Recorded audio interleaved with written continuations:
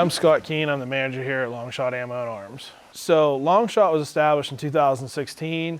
It was just a venture. One of our other, we're a smaller company from a major umbrella, I guess.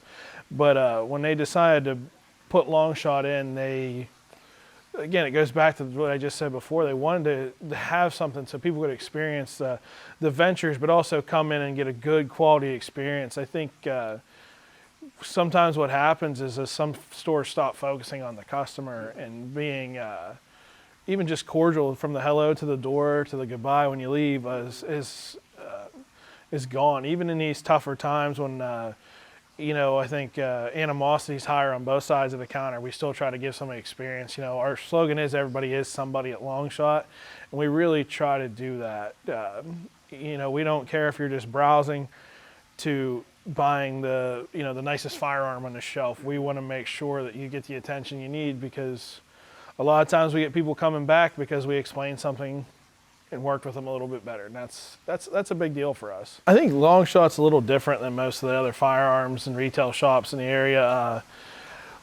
A lot more attention to the experience, in the sense of, as you can see behind us, we have the Swift Safari Land. So you're getting to see the owner's ventures in life and what he's done.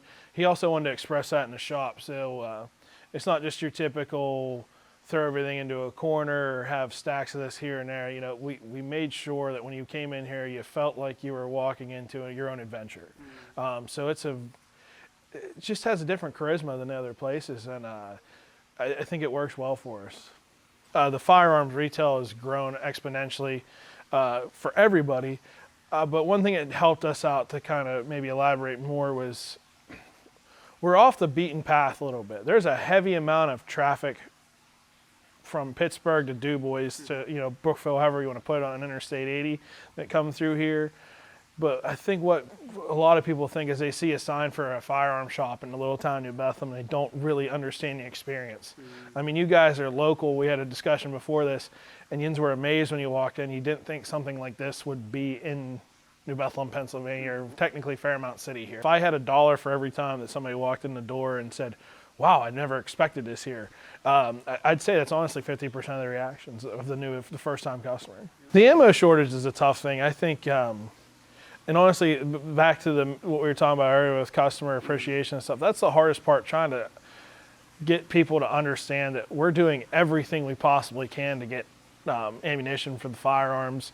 And obviously we have a little bit of, we're not some little small shop. We have some buying power, but at the same time, I think the best way for me to explain it is, in this area, we are very focused on hunting. So we think 30-06 is a very popular round. And when it comes down to these ammo companies, they sold out. There was nothing left on the shelf last year at this time.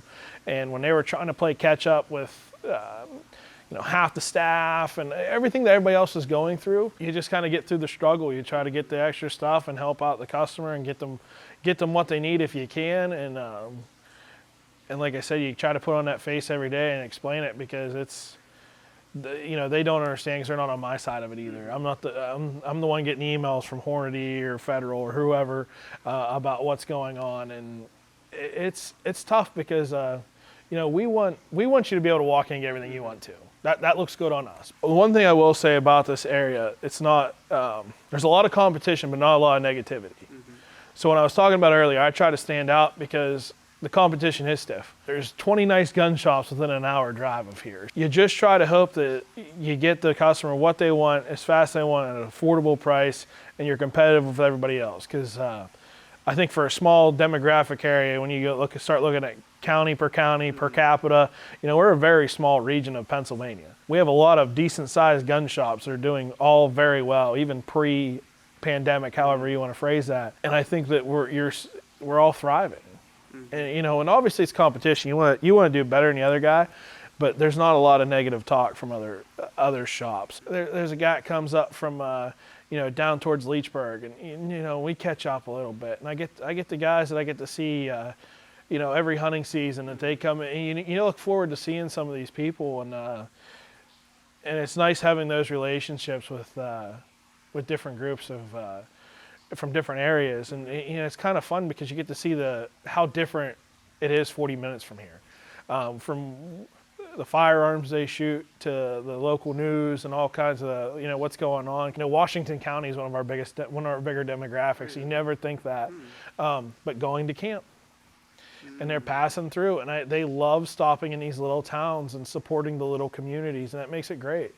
And you build relationships with people. That's probably my favorite part. I would never get that working retail at Walmart or working retail at a big box store.